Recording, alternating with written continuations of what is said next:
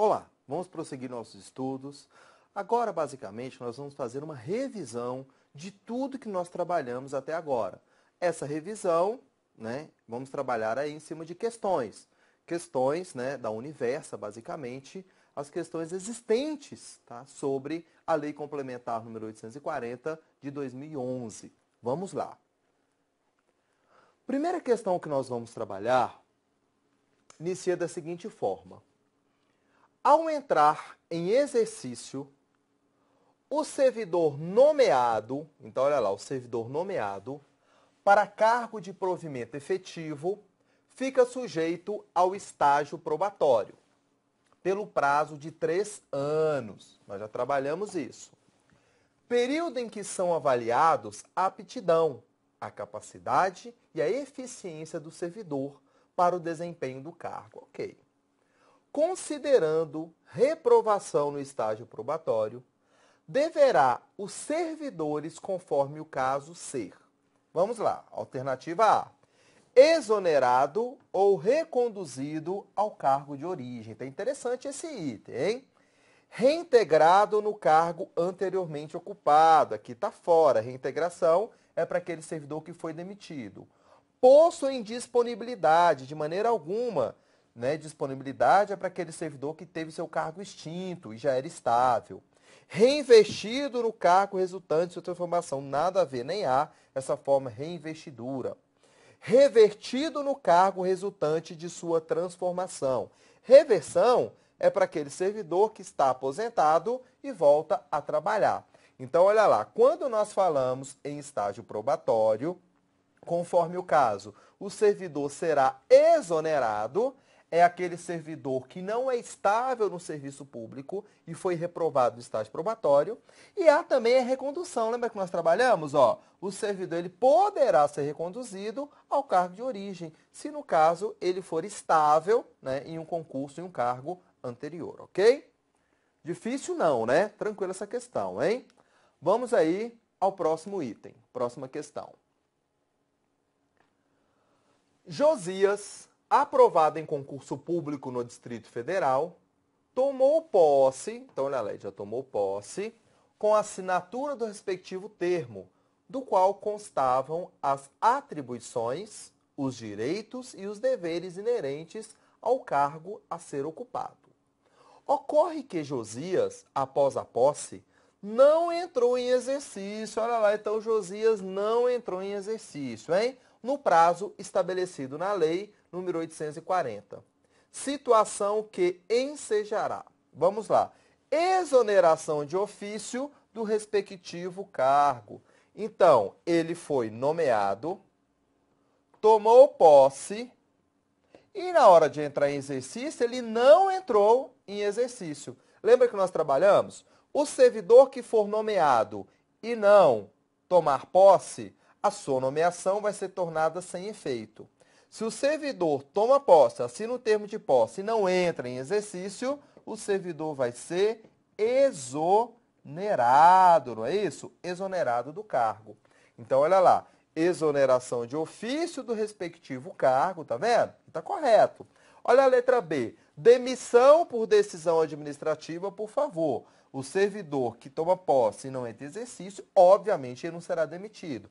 Extinção do cargo, destituição do cargo, posse outro cargo inacumulável, que também não tem razão alguma, ok? Então, ficamos com a alternativa A, alternativa correta aí pra gente, hein?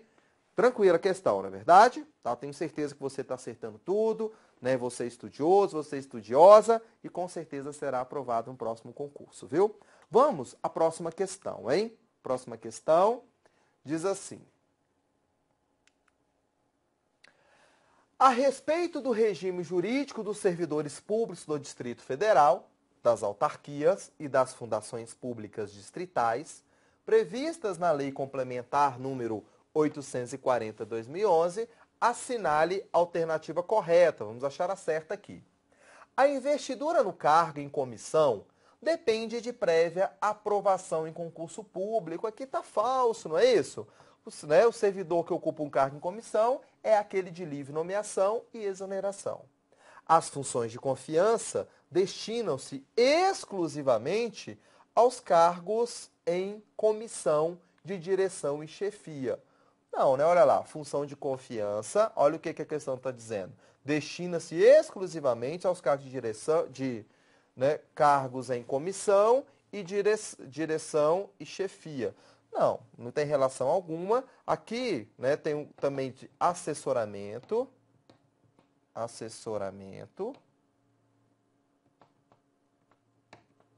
E lembrando também que quem ocupa um cargo, né, uma função de confiança, não está ocupando um cargo em comissão. A idade mínima de 16 anos, olha lá, 18 anos, para ocupar um cargo público. O ato de provimento de cargo público compete ao governador do Poder Legislativo. Ao governador no Poder Legislativo? Obviamente que não, repetindo, hein? O ato de provimento, ou seja, nomeação de cargo público, compete ao governador. No Poder Legislativo, não. No poder Executivo, tudo bem. Agora, no Poder Legislativo, é ser o presidente da Câmara Legislativa, obviamente. Os requisitos para investidura em cargo público devem ser comprovados por ocasião da posse. Correto, não é isso? Então, o servidor público, no momento da posse, que ele tem que comprovar ali, né, todos os requisitos exigidos. Como, por exemplo, nível de escolaridade, não é isso? Você vai provar apenas no momento da posse. Os exames, né, correspondentes ali à sua saúde, você vai provar também no momento da posse. A sua idade, né, mínima ali no caso de 18 anos, no momento da posse, ok? Então, fizemos aí uma breve revisão, né, trabalhamos algumas questões aí sobre o tema e, né, realmente não tem dificuldade alguma aí. Vamos ao próximo tema. Vamos trabalhar agora a vacância. Vacância. Vacância consta no artigo 50 da nossa lei. A vacância do cargo público decorre de exoneração, demissão, destituição de cargo em comissão, aposentadoria, falecimento. Vamos aqui. O servidor foi exonerado, obviamente tivemos a vacância.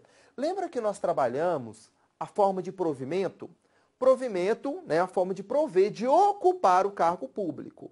A vacância é ao contrário, é a forma de vagar, a forma de desocupar o cargo público. A primeira modalidade do gênero vacância que nós temos é a exoneração. O servidor foi exonerado, reprovou no estágio probatório, é um exemplo. Obviamente, ali tivemos a vacância e a administração pública irá nomear um novo servidor público. Voltando, demissão. Olha aqui, então, demissão também é uma forma de vacância, né? O servidor praticou alguma ilegalidade, ele será demitido. Destituição de cargo em comissão. É direcionada àquele servidor que ocupa em cargo em comissão que praticou alguma ilegalidade. A destituição de cargo em comissão é uma penalidade, hein? Equivale até a demissão para aquele servidor que ocupa cargo em comissão. Depois nós vamos trabalhar isso melhor.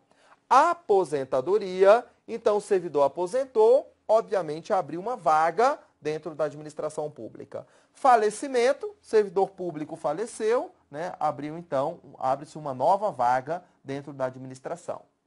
Agora é interessante que a lei remete à Constituição Federal. Veja só, diz assim: perda do cargo nos demais casos previstos na Constituição Federal. Aí nós temos que buscar, então, a Constituição. Artigo 41 da CF, o que ele diz? O servidor público estável só perderá o cargo, vamos lá, em virtude de sentença judicial transitada em julgado. Aquela questão, o servidor foi demitido, a sentença transitou em julgado. O que representa isso, né? Sentença transitada em julgado. É aquela que não cabe mais recurso, tá? Aquela decisão judicial que não tem como mais recorrer. Mediante processo administrativo em que lhe seja assegurada ampla defesa, então o servidor pode muito bem perder o cargo público de maneira administrativa, através de um processo administrativo. Nós vamos sim trabalhar isso posteriormente.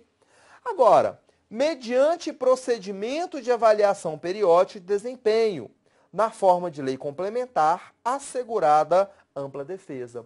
Então, olha que interessante. O servidor público, como a Constituição diz, ele vai ser avaliado de maneira, né, de maneira periódica.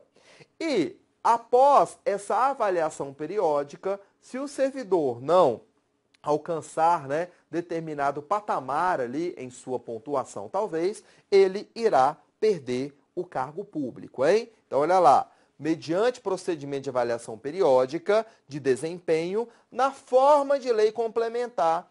Olha que interessante, a lei complementar ainda não foi editada, então nós não temos um regulamento na prática, né, para o servidor, para ser utilizado para o servidor público perder o cargo.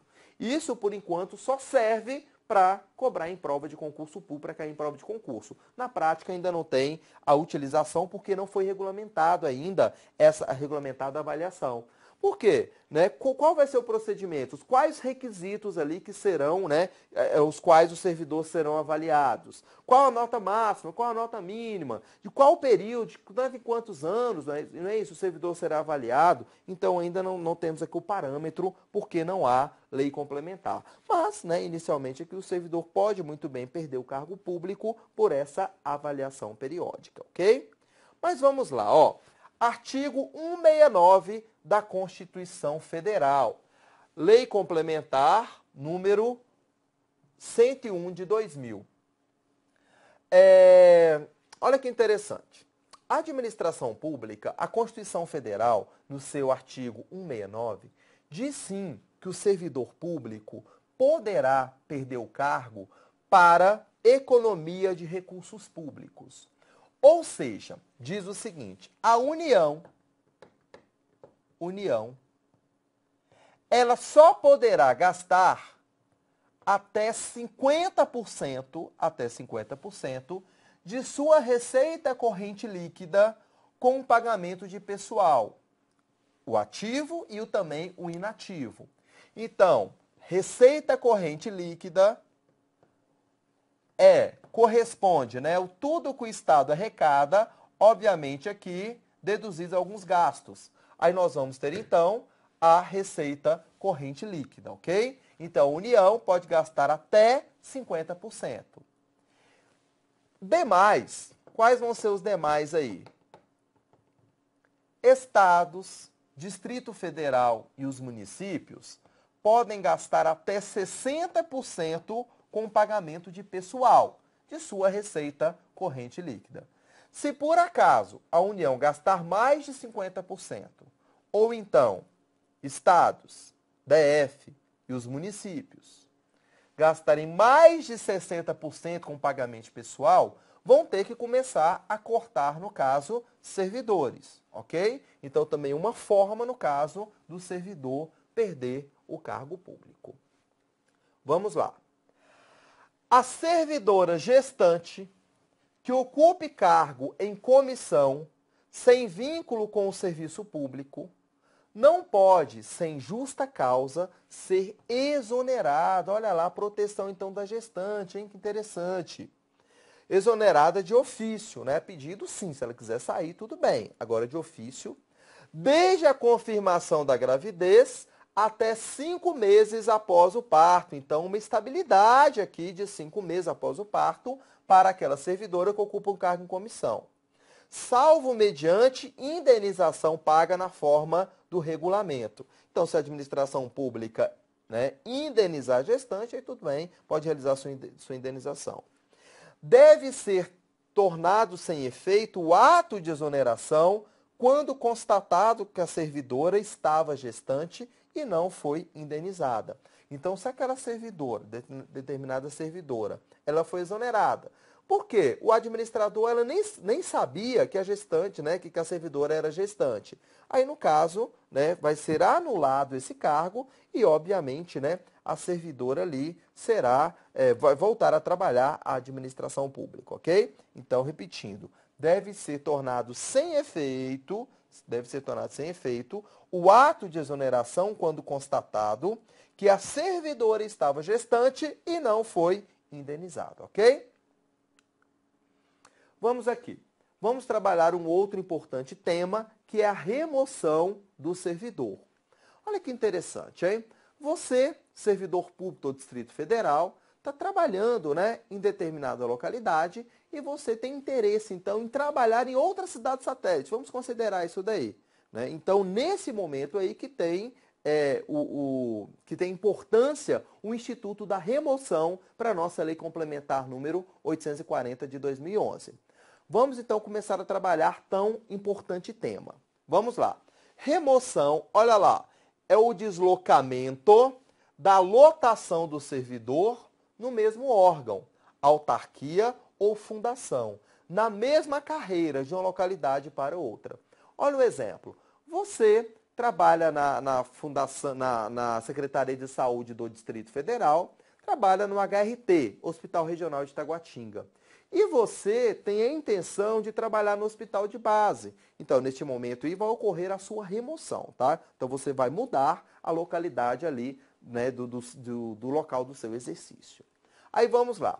A remoção é feita a pedido de servidor, que preenche as condições fixadas no edital do concurso aberto para essa finalidade. Então, olha que interessante, ó.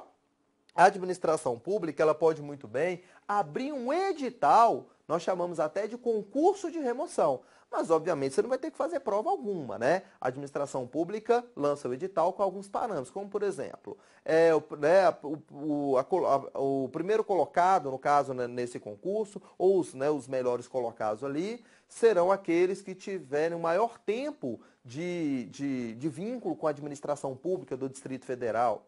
Se houver empate entre, né, servidores, o segundo critério será a idade, né? O mais velho, no caso, a sua pontuação fica melhor. Então, não é concurso de provas de maneira alguma, são só alguns critérios ali que a administração pública utiliza, no caso, para realizar a sua classificação, né? Até para atender uma certa impessoalidade dentro da administração pública. Então, vamos lá. Remoção de ofício, destina-se exclusivamente a atender a necessidade de serviço, que não comporte o concurso de remoção. Então, primeiro, você, servidor público, né, tem a intenção de ser removido para outra localidade, aí você faz o pedido, então. Por isso nós chamamos, então, de remoção a pedido. Mas há também a remoção de ofício. Aquela remoção que a administração pública determina que o servidor vai trabalhar em outra localidade. Exemplo, ó, está faltando ali professores em determinada localidade. Ninguém quer trabalhar naquela localidade, viu? Uma localidade afastada de Brasília. O que a administração pode fazer, então? De ofício remover alguns servidores ali, né, para essa outra localidade. Agora vamos lá, ó.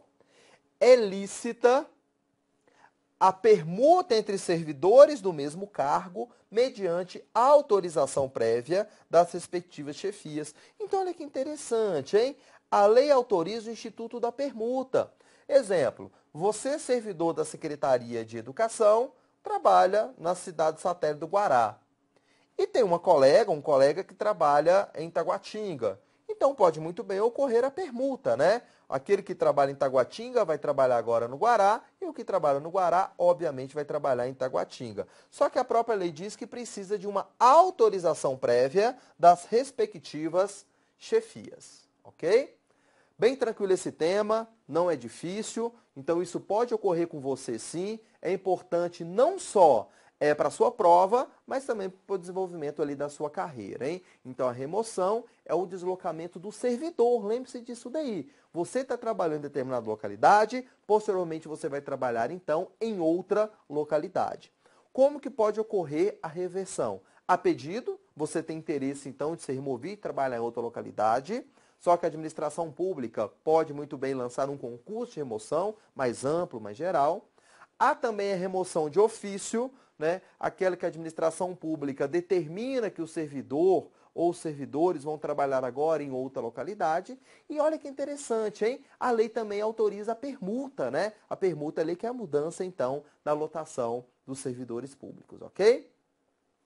Nesse momento, vamos começar a trabalhar a redistribuição. Qual que é a diferença da remoção e da redistribuição? A remoção é do servidor, é o servidor que vai mudar de localidade. Agora, a redistribuição é o deslocamento do cargo dentro do mesmo poder. E é interessante que o cargo pode estar vago ou o cargo pode estar ocupado. Se por acaso o cargo estiver vago, o cargo vai ser apenas deslocado para outro órgão dentro do mesmo poder. Agora, se o cargo estiver ocupado, obviamente seu ocupante, ou seja, aquele servidor, ele vai trabalhar agora em outra localidade, em outro órgão. Vamos considerar, na Secretaria de Educação, tem 50 cargos ali na área administrativa, ocupados ou não, pouco importa isso daí, mas são cargos ali que não estão sendo tão utilizados. O que o Poder Público de Brasília pode fazer então? Pegar esses 50 cargos e redistribuir esses cargos para a Secretaria de Saúde, tá vendo? Então, tirou os cargos de Educação e levou os mesmos para a Secretaria de Saúde, ok? Vamos aqui ver o que a lei trata sobre isso. Vamos lá. Redistribuição é o deslocamento do cargo, tá vendo? Na remoção é o deslocamento do servidor, aqui não, é do cargo. A diferença é essa daí. Ocupado ou vago, como nós falamos, para outro órgão, autarquia ou fundação do mesmo poder. Por isso que eu utilizei aquele exemplo. Secretaria de Educação, tem 50 cargos ali, sobrando, e esses cargos, então, serão redistribuídos para a Secretaria de Saúde do Distrito Federal, sempre dentro do mesmo poder, hein? A redistribuição dá-se, vamos lá, para cargo de uma mesma carreira, no caso de reorganização, olha lá, palavra-chave para a gente, hein? Reorganização da administração ou ajustamento de quadro de pessoal, às necessidades do serviço. No caso de extinção ou criação de órgão, autarquia ou fundação. Pode ocorrer, Determinada secretaria foi extinta. O que vai, aqueles servidores ali, aqueles cargos? Tudo bem, aqueles cargos então serão redistribuídos, para uma outra secretaria, ok? Então você vai lembrar lá na sua prova que a remoção é do servidor e a redistribuição é do cargo, ok? Vamos ao próximo tópico. Substituição. Vamos lá. O ocupante de cargo ou função de direção, olha lá, função de direção ou chefia, tem substituto indicado no regimento interno ou no caso de omissão, previamente designado pela autoridade competente. Vamos aqui entender o que significa então a substituição. Vamos considerar. Você foi aprovado em concurso público, eu tenho certeza que isso vai acontecer, porque você está estudando bastante. Em determinado momento, passou um tempinho ali, você virou chefe da seção. Você vai entrar de férias. Obviamente, vai ter um substituto, não é verdade? Alguém ali que vai realizar todas as suas atribuições. Um outro exemplo bem simples. Uma escola pública, tá? O diretor saiu de férias. Quem que vai assumir a direção? O vice-diretor, não é isso? Então, nesses dois contextos aí, vão acontecer, no caso, a substituição. Agora, vamos ver o que a lei trata sobre esse tema. Vamos lá. O substituto deve assumir automaticamente o exercício do cargo ou função de direção ou chefia. Então, o substituto vai trabalhar, exercer todas as atividades ali. Agora, quando que vai acontecer a substituição? Em licenças, afastamentos, férias e demais ausências, ou impedimentos legais ou regulamentares do titular. Então, o chefe entrou de licença, o chefe vai participar de um congresso, olha lá, o chefe entrou de férias, obviamente vai ter um substituto.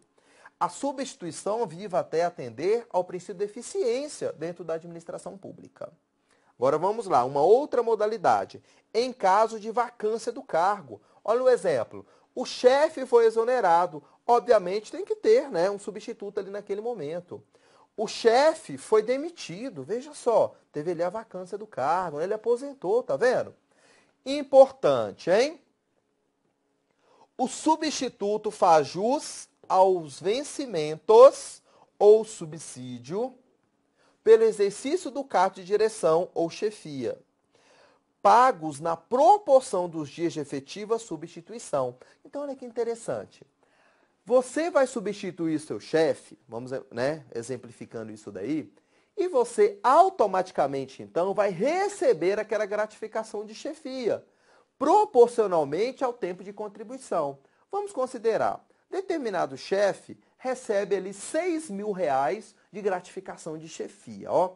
E você vai substituir o chefe durante 10 dias, tá? O chefe, então, está de atestado médico ou então saiu de férias durante 10 dias. Então, você vai receber proporcionalmente ao tempo que você realizou a substituição. Né? No caso aqui, R$ 2.000, que significa aí 1/3 daquele valor, ok? Então, bem, né, tema importante aí pra gente. Você não pode errar isso de maneira nenhuma em prova de concurso. Vamos trabalhar agora um outro tema também, nós chamamos de acumulação, mas vamos fazer o seguinte, né? Vamos esperar mais um pouquinho, vamos aqui, né, rever o nosso tema. Tenho certeza que você está estudando bastante. Releia, reveja aí no seu resumo tudo que nós conversamos. Vamos trabalhar o próximo tema daqui um pouquinho, ok? Muito obrigado, até daqui a pouco.